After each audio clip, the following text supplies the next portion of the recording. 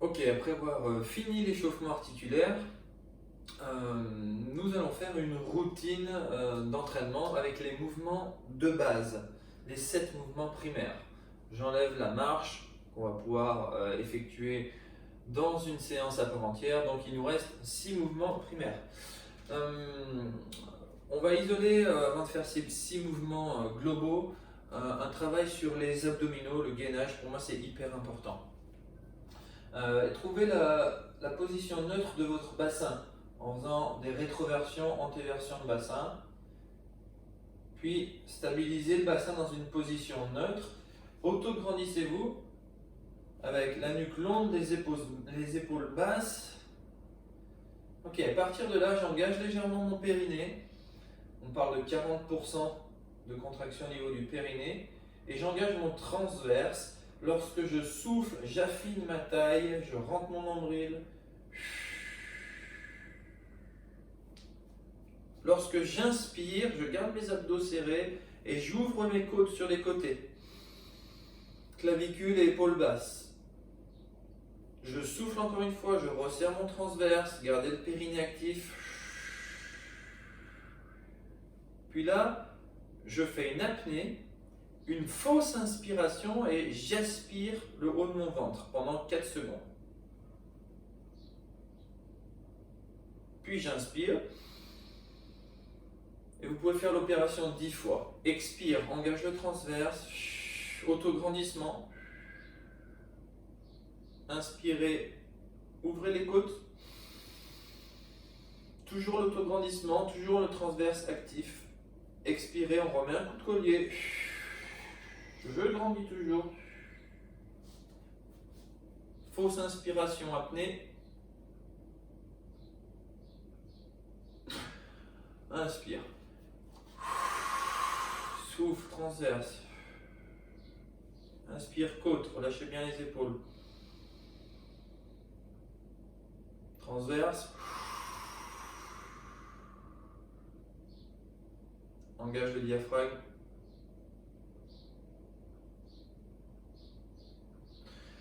On peut les enchaîner, mais on peut aussi prendre 2-3 respirations et recommencer une fois qu'on a repris de ses esprits. Si vous avez la tête qui tourne, n'hésitez pas à prendre une pause.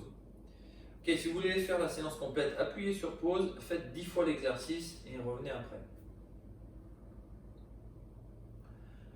Ensuite, l'exercice va être juste basé sur la respiration. C'est possible que vous ayez la tête qui tourne, donc là, pareil, on se pose.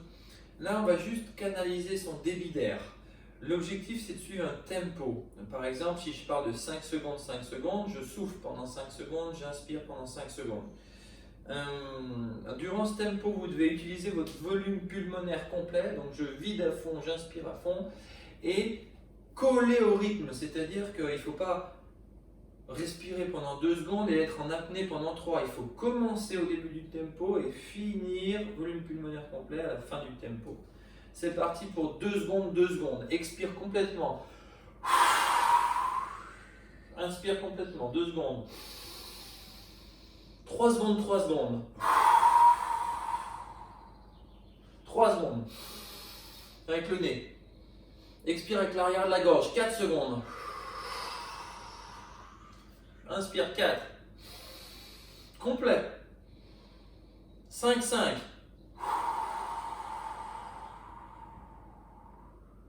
Inspire, ralenti. 6.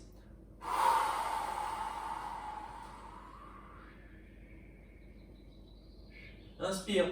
C'est plus dur d'inspirer, donc canalisez doucement. Expire, 7.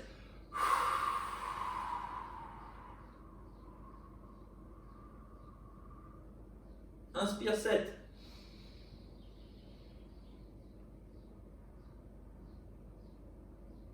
Expire, 8. Un petit filet d'air.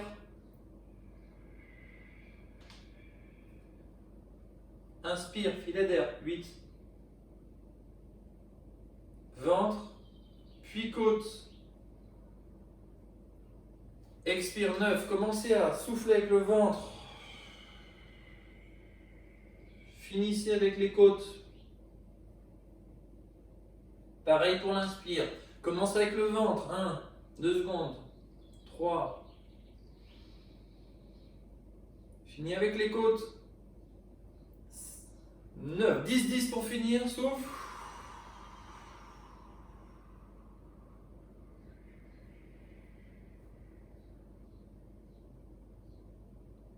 Inspire.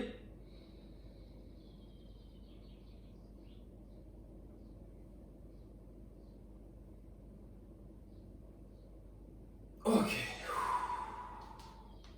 On est sûrement en hyperventilation. Ça se peut qu'on ait la tête qui tourne. Cet exercice il est très intéressant parce que on s'entraîne à utiliser son diaphragme dans toute son amplitude, idéal pour pallier aux douleurs de dos. Le diaphragme s'insère sur les côtes et les vertèbres. Donc là, on va pouvoir libérer les tensions dans le dos. Ok, parfait. Je me mets au sol. Pareil, si j'ai besoin d'une pause, je la prends. Là, je règle la position de mon bassin. Je dois pouvoir avoir l'espace des doigts dans le bas du dos, mais pas non plus que ça. Quand je vais faire les exercices, le but c'est de garder une position neutre du bassin et toujours la position neutre au niveau du dos, des épaules et la tête bien droite. Je m'entraîne à engager mon périnée et faire comme tout à l'heure debout. Expirer, essayer d'affiner la taille, donc mon ventre visuellement doit être vers l'intérieur. Quand j'inspire, je garde du tonus dans les abdos et j'ouvre mes côtes. Vous vous rendez compte qu'en expirant, vous avez plus de facilité à engager les abdominaux. C'est normal, les abdos sont plutôt des muscles expirateurs. Par contre, quand on fait du sport, des exercices où il n'y a pas vraiment de phase de relâchement, il faut être capable de rester gainé en inspirant. Main au sol. On pourrait d'ailleurs faire l'exercice précédent sans bouger, et ce serait même très bien déjà. Si vous voulez rajouter une option avec une charge, donc la charge du poids de la jambe, je fais ceci. Jambe fléchie à 90 degrés, voire un peu plus. Je fais inspire, monte la jambe, dos neutre, expire, reviens mettre le pied au sol, dos neutre avec un engagement musculaire max dans les abdos profonds.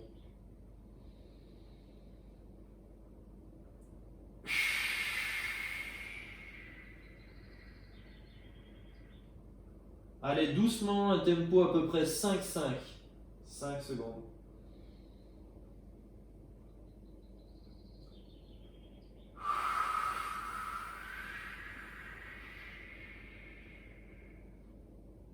Si vous voulez réajuster la difficulté, ça se passe au niveau de la flexion de genou. Donc plus je suis fléchi, plus c'est facile. Par contre, on ne fait pas ça jambes tendues non plus. Ce serait trop facile aussi. On serait trop dans les quadrilles, les fléchisseurs de hanches. Pareil, donc là on fait ça dans notre circuit à peu près 1 minute, voire même peut-être 1 minute 30, c'est bien. Deuxième exercice, là on va faire des squats. Donc là, si vous avez une chaise pas trop haute, c'est cool. Donc moi, sur un squat, j'aime bien être face à un mur. Comme ça m'empêche de me pencher en avant. Donc je suis à peu près à 20 cm du mur. Les pieds plus larges que les hanches, légèrement plus larges. Je m'auto-grandis, j'engage mes abdominaux. Je regarde devant. Et là, en fait, il faut bien essayer de pousser en arrière, donc dans les talons, pour vraiment essayer de toucher la chaise. Je me grandis à fond. Je reviens avec une extension complète de hanche.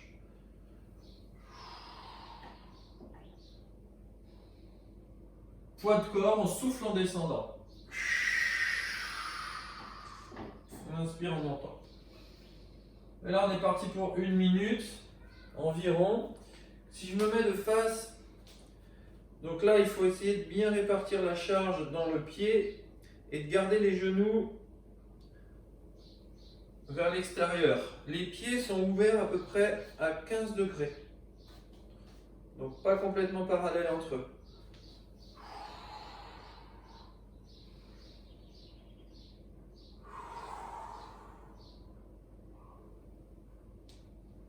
Ok. Exercice suivant. Donc là, on va utiliser un bâton.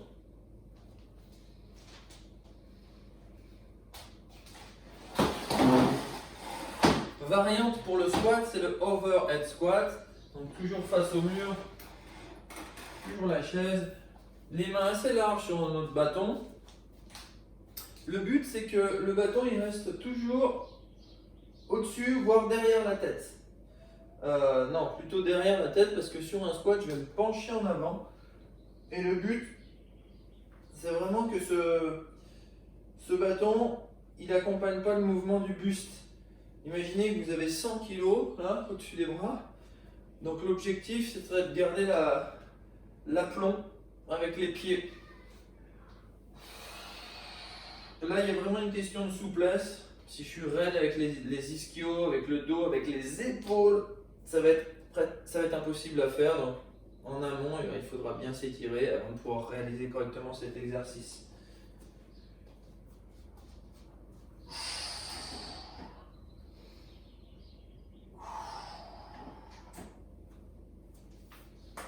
Yes. Prochain exercice, l'inclinaison. Donc là, c'est comme un squat.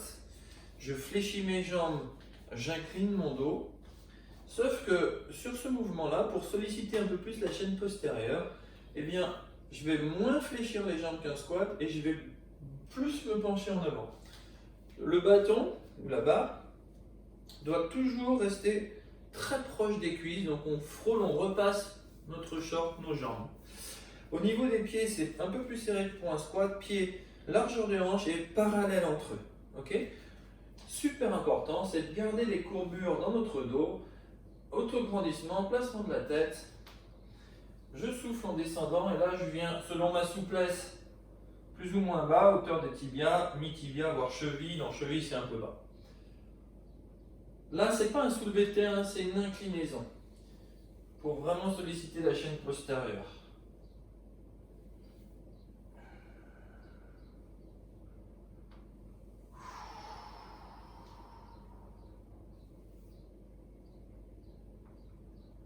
Donc, poids du corps, c'est bien pour la technique avec un simple bâton. Après, on peut jouer un peu avec la vitesse, à condition d'avoir une bonne amplitude et une bonne technique, une bonne sensation aussi. Et si tout ça va bien, on peut rajouter de la charge. Ok. Exercice suivant.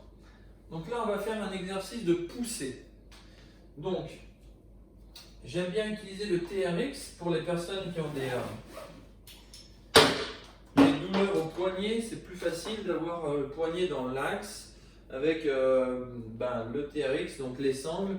Mais on peut aussi utiliser des poignets qui se mettent au sol pour pouvoir être dans l'axe, évite de casser le poignet comme ceci. S'il n'y a pas de souci, on peut y aller sur les mains.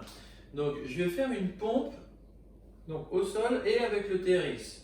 Le principe en fait, c'est d'avoir, c'est comme si j'avais une barre, les mains, donc cette barre, elle va venir vers la poitrine. Donc quand je fais une pompe, j'ai pas de barre, mais je garde cet axe. L'idéal au niveau de la largeur, si on veut bien étirer les pectoraux, c'est d'être à 90 degrés, donc les poignets à l'aplomb des coudes. Au niveau de la largeur, quand je suis en bas, coude, poignet, aligné. Donc là, je vais faire une pompe sur les genoux. J'essaye d'aligner genoux, hanches, épaules, oreilles. Ok. J'utilise le gainage, autograndissement, épaules basses, nuque longue, engagement des muscles profonds. Et je vais descendre en amenant la poitrine sur ma barre imaginaire. Alors évidemment, là il faut un bon gainage et il faut un peu des bras. Si c'est trop difficile, Je peux réduire un peu l'amplitude pour me familiariser avec le mouvement et petit à petit on essaiera de descendre un peu plus. Si c'est vraiment trop dur, alors on va plus aligner genoux, hanches, épaules, on va avancer les genoux. Par contre là, si vous faites cette option, il ne faut pas trop descendre sinon vous allez compenser avec le dos. Donc jouez avec la position des genoux. L'idéal ce serait quand même d'arriver à terme d'aligner genoux, hanches, épaules. Si je prends mon bâton, genoux, hanches, épaules, oreille même. Ok? Avec le TRX, ça donne ça.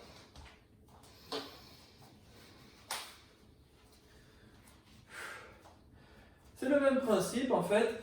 J'amène ma poitrine sur cet axe imaginaire.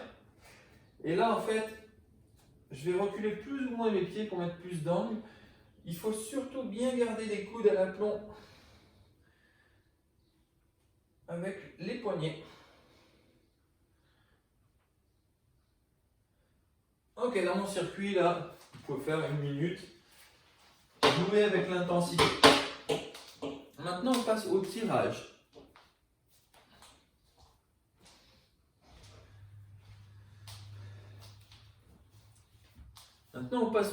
Donc pour les tirages,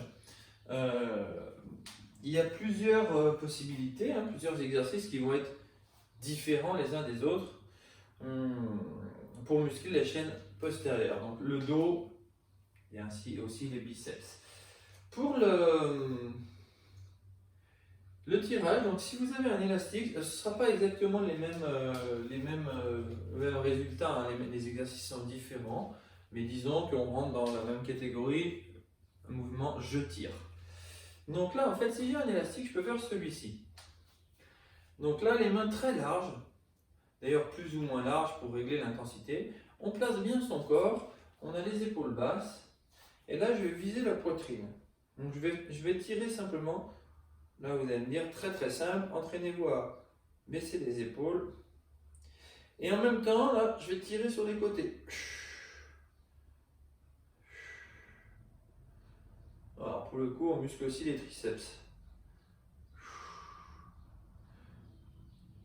Le but, c'est surtout de solliciter les muscles du dos, de l'arrière des épaules. Ok, on peut faire cet exercice. Variante avec mon élastique, c'est d'accrocher, donc là je vais le faire sur ma sangle, mais je pourrais le faire autour d'autres choses, un escalier par exemple. Donc là en fait, c'est pas pareil, donc je pourrais faire pratiquement le même exercice avec les poignets, d'ailleurs c'est peut-être plus agréable comme ça. Disons qu'il faut une attache, il faut un point d'ancrage. Mais là je vais faire un autre exercice, les bras parallèles entre eux, coudes sous les épaules, et là en fait je viens tirer avec les omoplates qui se resserrent. Puis je viens tendre plus ou moins les bras. C'est surtout le travail arrière là qui est important. Je vous préconise d'inspirer sur chaque tirage, souffler sur le retour. Ok, 1 minute de travail, c'est bien. Ajuster l'intensité par rapport à la distance par rapport au mur. Et bien là avec le TRX, je vais pouvoir faire une matrice poids du corps. Et donc pouvoir jouer avec les intensités simplement en plaçant mes pieds plus ou moins loin. Là, toujours rester sur les positions neutres au niveau des articulations, bien placer sa tête, sa colonne. Plus d'angle, plus d'intensité, moins d'angle, moins d'intensité. L'erreur classique, c'est de laisser les épaules avancer quand je reviens. Là, je voudrais que vous gardiez l'engagement musculaire dans le dos. Sans matériel, un exercice pour renforcer le dos. Épaules bien basses. Là, le but, c'est de venir tirer les omoplates. Attention, donc on va le faire au sol. L'objectif, c'est de toujours fixer son bassin grâce à un engagement musculaire des abdos. Si mes abdos sont relâchés et que je fais une extension ici au niveau thoracique, je vais vraiment mettre beaucoup trop de pression dans mes lombaires. Donc bien bloquer le bassin. C'est normal que sur cet exercice, vous alliez sentir les lombaires, les muscles lombaires vont travailler, mais attention à bien stabiliser vos vertèbres lombaires. Donc là, je me mets au sol, j'allonge bien ma nuque, je bloque mon bassin dans une bonne position, j'engage mes abdos profonds, épaules basses loin des oreilles, et en fait, je viens rester en gainage, respirer dans les côtes,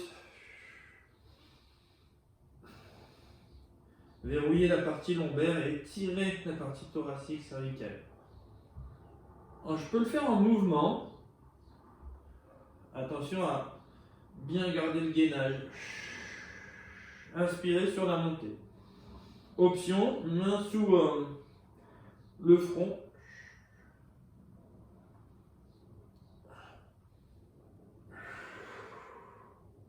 Ou variant, mobile.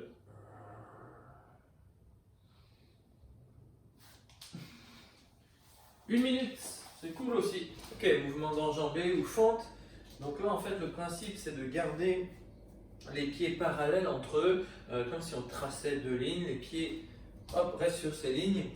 On fait un grand pas. Le genou avant, il doit rester dans l'axe du troisième orteil. Ok? Le corps, je m'auto-grandis. Je peux me pencher légèrement, mais pas trop en avant. Et pour que mes hanches soient face, il faut donc aligner mon pied arrière, donc décoller le talon, pied arrière. Plus de poids dans la jambe avant, notamment dans le talon pour bien engager le fessier. Soit je fais des fentes où je reste statique sur la position et je fais flexion-extension. Soit je fais une fente dynamique et là je fais extension complète de hanche, j'aime bien. Je reviens avec un grand pas en arrière. Voilà, une dizaine de répétitions, voire plus, ça dépend de l'intensité qu'on va y mettre. C'est bien. On va faire varier en fait cet exercice avec une marche pour avoir plus de flexion au niveau de la hanche. C'est intéressant de surélever. Donc, soit je le fais en dynamique comme précédemment, soit en statique, soit les mêmes consignes. Donc là, je peux utiliser un step, une marche d'escalier, deux marches d'escalier, voire plus, éventuellement une chaise, si je veux une super marche.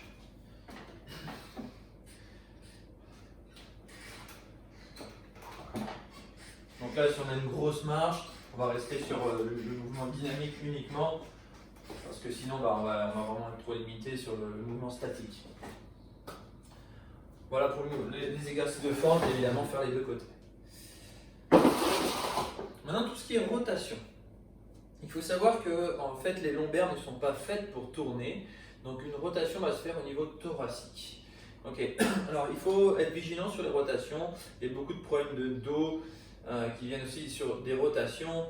Si vous êtes en douleur, concentrez-vous sur la mobilité. Déjà, si vous manquez de mobilité sur les rotations, n'allez pas faire des exercices de force. Donc la mobilité, on l'a vu il y a des exercices de rotation sur les exercices spécifiques mobilité. En gros, essayez de stabiliser votre bassin, jambes un peu fléchies, et de vous concentrer sur une rotation thoracique. On expire en tournant. Avec un bâton, c'est bien parce que on a vraiment la sensation, plutôt bâton derrière, dans le mouvement thoracique. Donc l'idée là, c'est que vos deux hanches restent équilibrées lors de la rotation. Si vous sentez que vous avez un mouvement de bassin, rectifiez, stabilisez.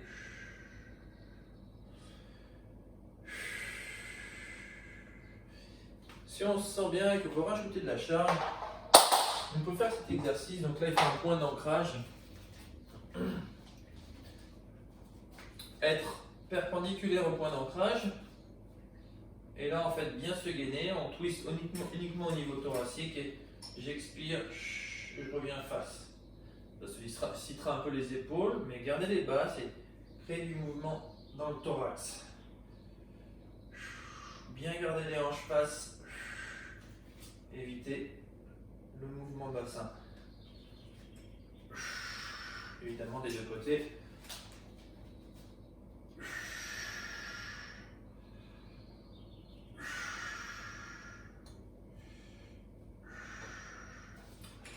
La rotation, on peut la faire là sur le haut du corps, mais aussi sur le bas du corps. Donc je stabilise là mon haut du corps au sol. Hanche à 90 degrés et genoux à 90 degrés aussi. Et là, je viens garder mes omoplates au sol, descendre à mi-distance et revenir au centre. Attention à ne pas aller trop loin sur l'amplitude. Plus on est souple, plus on peut descendre. Voilà, écoutez vos sensations. Une fois qu'on a fini le circuit, donc 1 minute par atelier à peu près, évidemment 2 minutes quand il y a deux côtés, donc sur des exercices unilatéraux.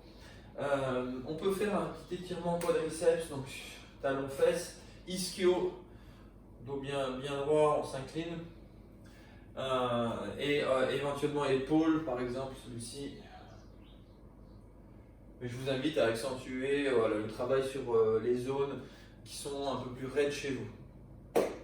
Et voilà, à bientôt!